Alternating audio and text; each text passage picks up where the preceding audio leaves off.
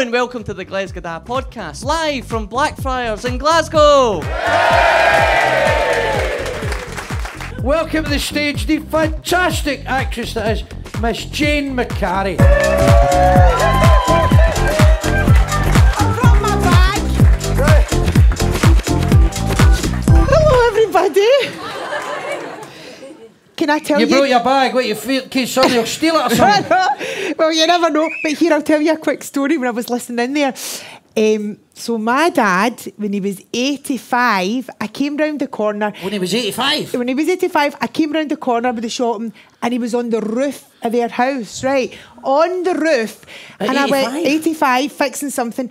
And I went, Dad, what are you doing? Get down. He went, no, head, you're all right. I've got a rope tied round my waist. I've put it through that Velux window and I've tied it round your mother in the loft. No, we're made of better stuff, you know what I mean? They come through the war. My mum was 6.5 stone. My dad was about 15 stone. If he'd have fallen, she'd have come flying right through that window. He's sitting there with a stunner at that. That's a risk assessment and a half. A stoner. I've got Jane here. What's your language? Wash your mouth out with soap and water. I keep anyway, because you were you'd tell me off because you used to be a teacher, didn't you? I did used to be a teacher, yes. Well, I've taught like on and off over the years, since I was about 30 or something like that. So you've been doing it for 2 years.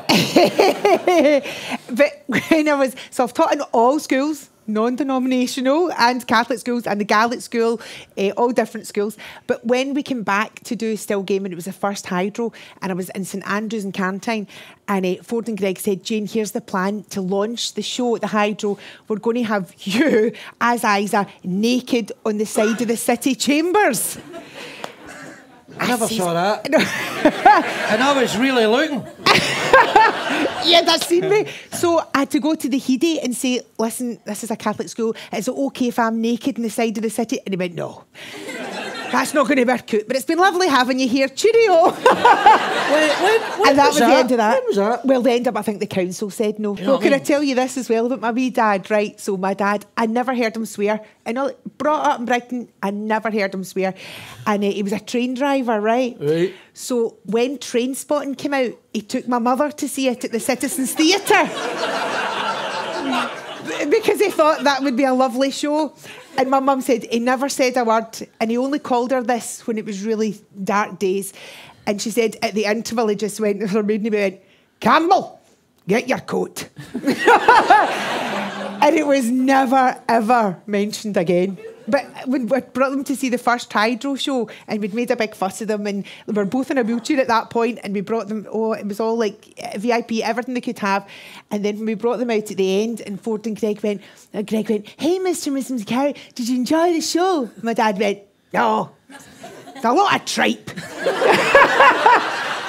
And that was it. And then the next time we did it, I said, do you want to come, Mum? My dad was a baby then. And she went, oh, no, it's no for me. Thanks, Mum. What was it, 50-odd nights at the hydro? Aye, it was good, it was. This must be a career fucking highlight. I can see the whites of their eyes, though. So you can't see anything in the hydro, so it's not scary. I know, in so here you can smell their arse crack. Well, that's it. So this is scarier. You're now Scotland's premier leading lady, aren't you? After Elaine C. Smith. But we couldn't get her to agree to come down. There's not enough seats in here, you know. But you're obviously, you know, you're the best actress in your price bracket. We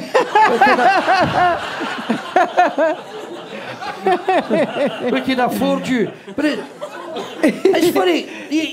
Because you play Isa, right, in still game, I mean, that's sex symbol. Do you get recognised as Isa? I think, see, kids are brilliant. Kids recognise my voice. Even though I don't think my voice is that like her, kids get it like that. But sometimes I do, sometimes I... What people usually say is, and I get this all the time, you're taller than I thought you were. Nobody ever says younger.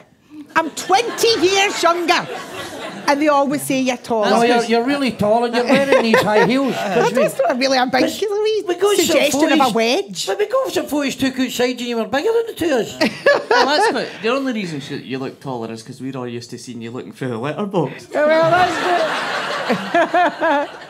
But she, you know, she's she's not a sex symbol, but she loves her hole, and I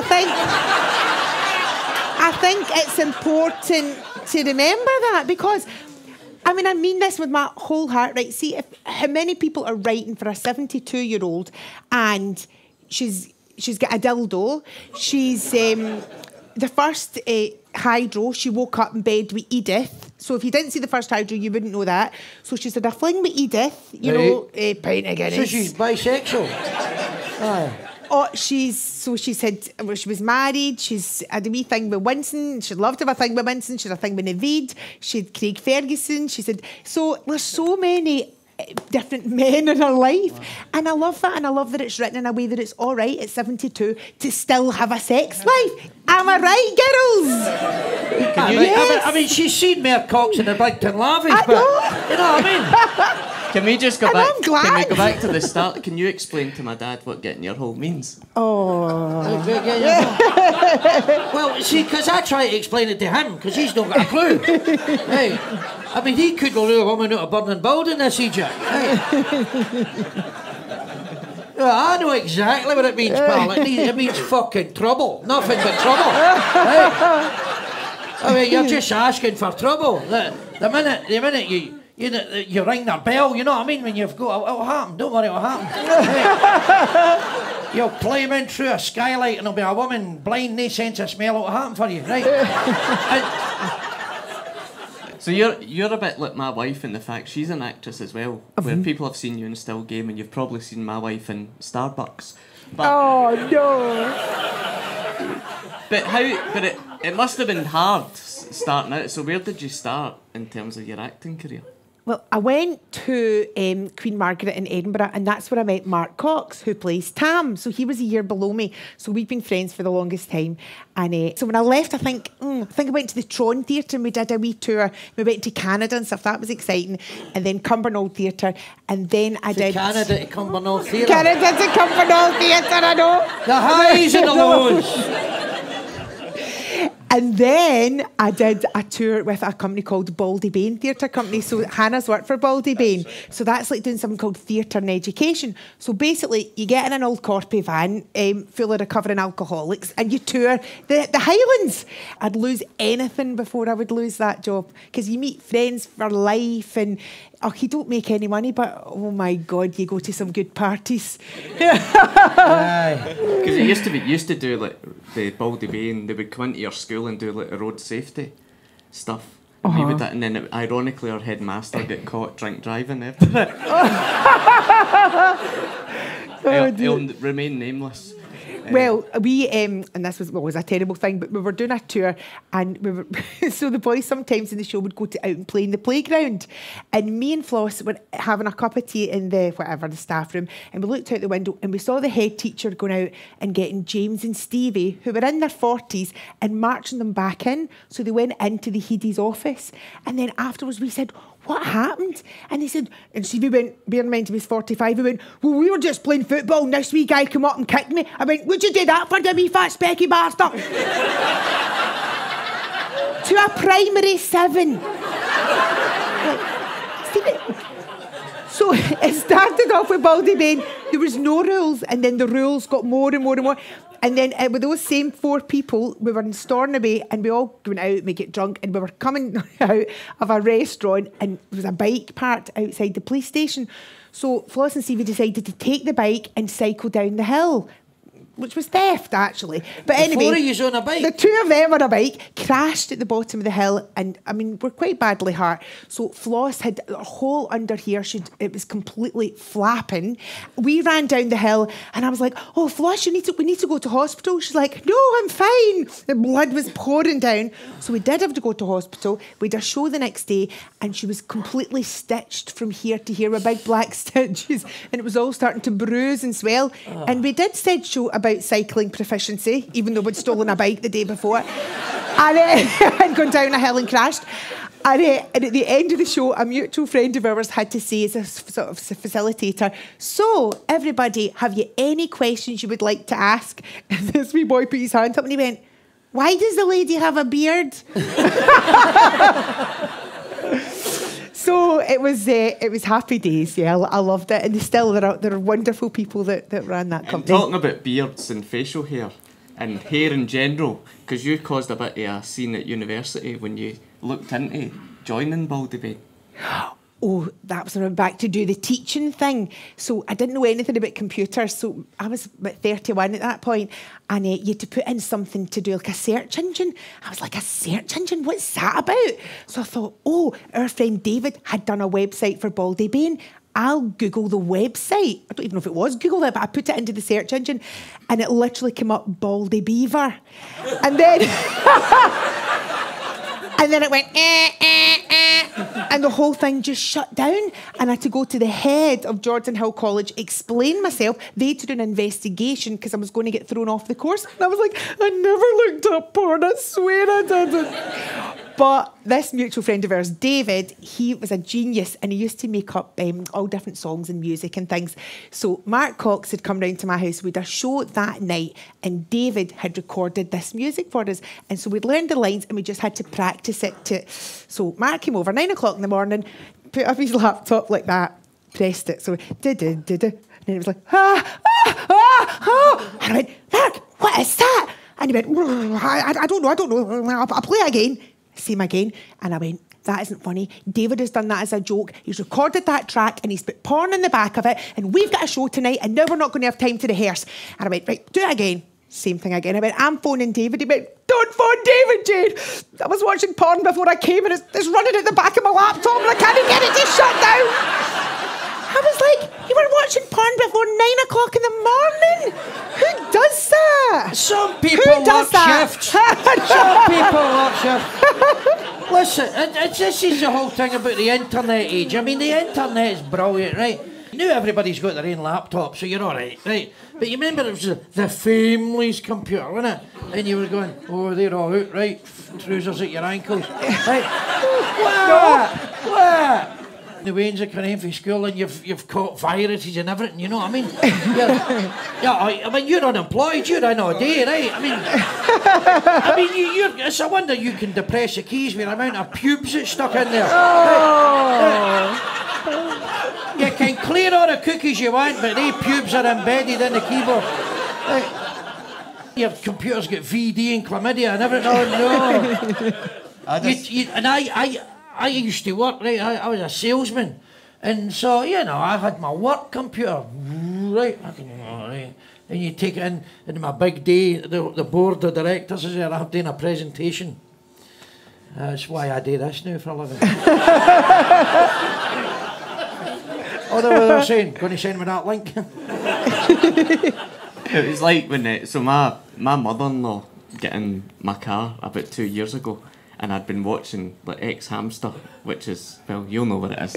And it's like a porn site, and it connected it connected to my Bluetooth. Oh. And she got in the car, and it was like, like this, and I'm like this, what the fuck's going on with my radio? Trying to cover myself up, and she just looked at me and she went, well, I'll not be tuning in to talk sport. Well, my mum and dad, because they were genuinely so innocent. So my dad was born in 1923, my mum was born in 1928, and they did kind of live in a different world. And we only had a car for a tiny, tiny window of time when I was about 18. And anyway, Mark Cox was round and he was down at the house and we were giving him a lift. And my mum said quite genuinely, she went, son, are you wearing a strap on? I was like, it's a seatbelt, Mark. She means a seatbelt. And then one day we were taking my dad to his bowls. And my wee sweet dad with his wee cap and his wee hanky and his wee puffer for his angina and all his stuff. And he was just about to get out the car and he said to Mark, toss me off here, son. And I was like, Dad! But it was so innocent. He was a wee darling. It's great. I remember my mother, and she said to me, there was a fire station around the corner where she lived, and she went, they've got a sign up, they're looking for help wanted. And I went, right, help wanted in the fire station. Aye, maybe a young lassie to polish their helmets and that. I went, that's brilliant, man, that's brilliant. Oh. Ah, they firemen are happy, sliding up and down that pole. Have you ever come up with a character for yourself? I think loads of different characters, because I did the sketch show Pulp video before we did that, and then I used to do the radio shows for Tune the Fat, and I think like all the time, you know, I love doing that. I love sitting in the bus, I love listening to folk, and I mean, who's ever missed their stop because they're listening to a conversation? I've never missed a Nobody! stop. I do that all the time. I still do that because I'm like, oh, I need to hear the end of that conversation. And I love the like when me and Mark. Okay, this was a few years ago, and we were at the coming out the theatre, and we could hear old women talking, and they were getting back in the bus after the pantomime, and we heard one saying to the other, she went, "Oh, that was great, man, to Agnes." And Agnes went, "If you like laughing." And it's not a funny line, it's glorious. I find funerals are a good laugh. They are, I love a funeral. And my family funerals, right, are a fucking great laugh, right? We get a massive carry out and we just have a right good laugh at what a fucking idiot the person was, whoever, the deceased, right? Do you remember he done that? Do you remember he done that? And it's a good laugh, innit? And I remember my Uncle Alec, the stories they had to be, they were mental people, right? He got to jail once for rustling sheep out the meat market, genuinely. And his wife, was his wife, they lived together, right? It was a social security thing, right? And she came home, right, and there's blood on the clothes. And I go, what the fuck? Blood right up to the front door. She said, oh, fuck, he's murdered somebody, right? And goes in the house, and there's Alec and Bill and Tommy, they're all brothers, all alkies, all sitting drinking fucking cheap wine, right? And she goes, what's all this blood? The blood in the house. She says, oh, come here and see this. Into the toilet, and there's 20 sheep hanging off the pulley. Right, with the blood going in the bath. And he went like that, he says, I've got a punter coming to buy the sheep. I mean, who the fuck are you going to pub? You want to buy some sheep? I mean, I bought... You want to buy 20 sheep? I mean, I bought razor blades, you know what I mean? Right, you want razor blades? I'll fucking take it. 20 sheep? Oh, I don't know where I'd put them. Right, he says, I've got a punter coming, chap at the door, and it was the fucking busies. The busies is full of the blood and all that. Right, out in court, right, and he goes like that. Have you got anything to say? He says, they followed me home. Ah. Fuck you, 6 months. Think you're a widow. Well, great stories, great stories. My wee Auntie Maisie McCarry, I went to pick her up, and she lived in Pollokshaws in the high flats. Now, she smoked like a lump, but she also had emphysema, so she had an oxygen tank that was portable that she carried everywhere she went. So she always had a fag and an oxygen tank, right? Anyway, so she'd come down from the high flats, and I'd say to her, Auntie Maisie, you need to stay there, and I'll go and get the car, I'll bring it right to the door. So one of the things I used to always ask for as Isa was a farm foods bag, because my Auntie Maisie didn't go anywhere without her bag and a farm foods bag. And her brother worked in an allotment, and he'd given her beetroot, and she'd made pickled beetroot for my mum. So she lived in a high-rise flat, but she had pickled beetroot. So I'm away to get the car, and I see her stepping down the one step. Clang! Down she goes like a gazelle being shot, right? And there's the farm foods bag with the wee holes, and the pickled beetroot's all smashed. It's coming through all the holes. It's all over her tights. It's all over everywhere. So I went, right, I says, Auntie Mate, we need to get you back up the stairs and get you changed. So we go back in, up to the lift, and bearing in mind, for the farm foods bag, drip, drip, drip of the pickled beetroot into the lift, a pool of pickled beetroot, and then I get her in. So it's another 45 minutes. Change your tights, change your stuff, have a cup of tea, another couple of fags, and then back down in the lift. When we went down in the lift, the place was swarming with police, and the pickled beetroot had been cordoned off. Right? So again, thinking it's blood, I went, Auntie Maisie, we need to tell them that was... I didn't even get pickle out, and she went, keep walking, hen. And I think, I love that when they take the samples back to the lab, and it's just pickled beetroot. But it looks like blood. It's like when you eat beetroot and then you go for a shite 4 hours later, and you forget you've ate beetroot. You go, oh, what the fuck's that? You're looking down. Right. I mean, Guinness and beetroot, just, well, Guinness is different. It's just fucking, oh, what's that? It's just fucking solid, you know what I mean? I mean, on the Bristol stool scale, it's a fucking 0, isn't it? Solid. And you're like, whoa, you've got a sweat on, man, your nose is bleeding. Hey. and you phone the Coast Guard that's on its way down the Clyde. Dude, this fucking massive hard black jobby. Beetroot and Guinness. I mean, I enjoy beetroot and Guinness. No, at the same time. No. It's amazing though. Like the best sitcoms is all about the character. Like when they nail the character, that's it. The sitcom's great. And talking about people you're influenced by, I stay in bigger now. And when I moved there, country fuck. 50 miles for you.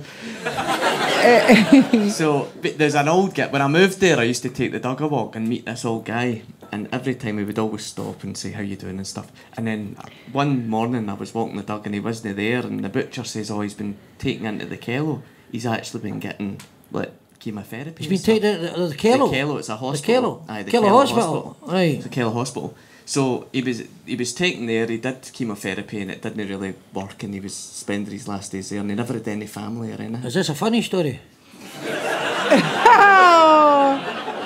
Right. I like your story. Thank you. I've 30 fucking years of this. So I went in to see him and he was like lying there and he says he's not got long. And I walked in and I fucked my knee on the side of the bed and he opened his eyes and he went, penalty at Rangers.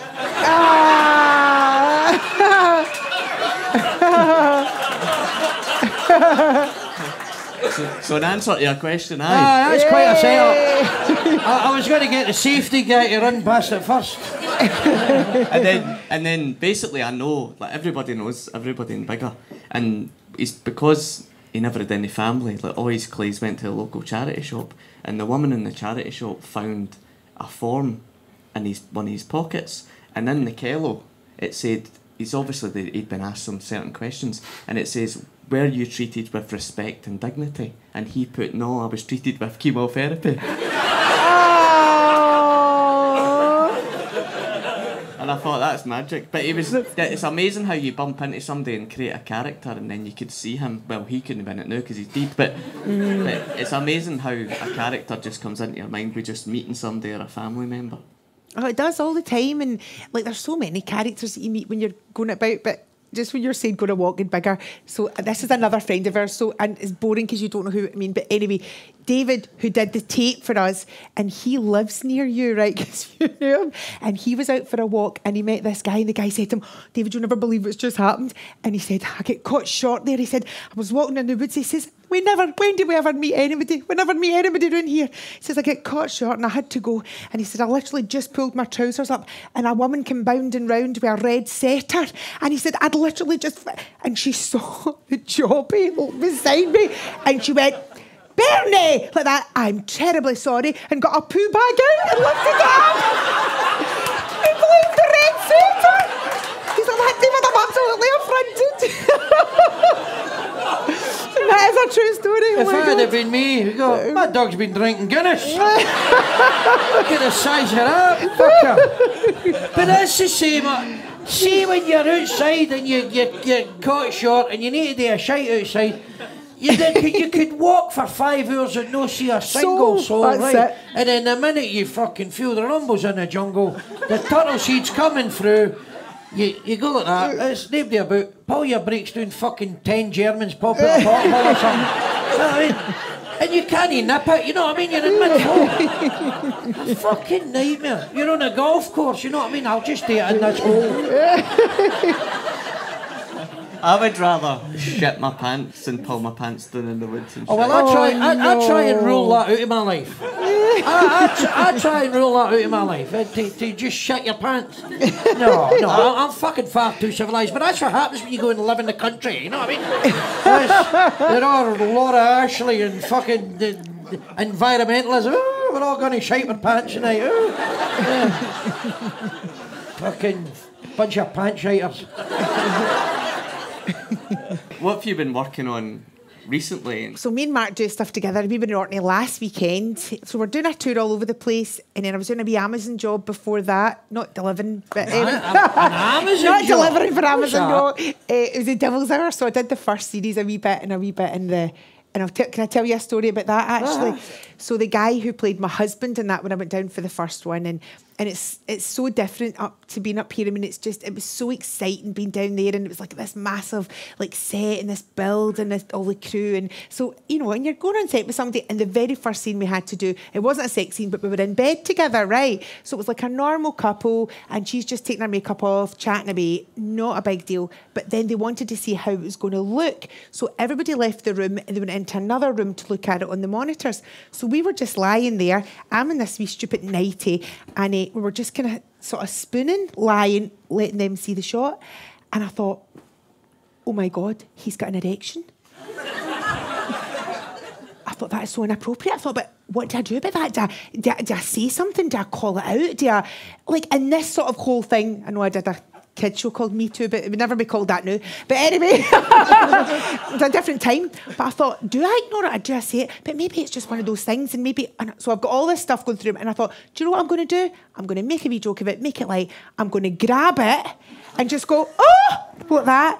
And then that's it. So I grabbed it, and he screamed, and it was his big toe. Although he was spooning, he had his leg like that, so it was his toe that was into my back. And he went, you nearly broke my fucking toe. I went, oh, I didn't think it was your... Oh, never mind. But anyway, he was lovely. He was a great guy with a great time. It was his toe. I mean, it was his toe. I mean, Jane, for fuck's sake. Well, you just he had an erection. This guy's well hung. But you can't. If you just feel something in your back, you wouldn't know. Who were you in bed with? R2-D2. How many erections have you ever felt in your back? Well, I try and rule that out. Thank you. Case closed. I did a parachute jump once. I felt that. I was going to say, the size of mine, my wife would probably prefer my big toe. I love how you said you never had sex, it was just a normal couple, and I was like, well, I've been married 8 years, so I probably...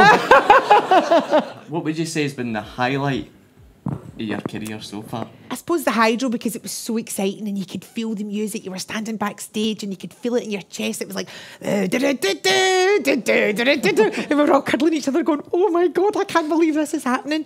That was a wonderful opportunity that we were given. It was brilliant. I loved that. Ladies and gentlemen, Jane McCarry. Oh, thank you so much. And that's all from this special live recording. If you enjoyed the show, please tell your friends, but if you didn't, fuck off! Cheers.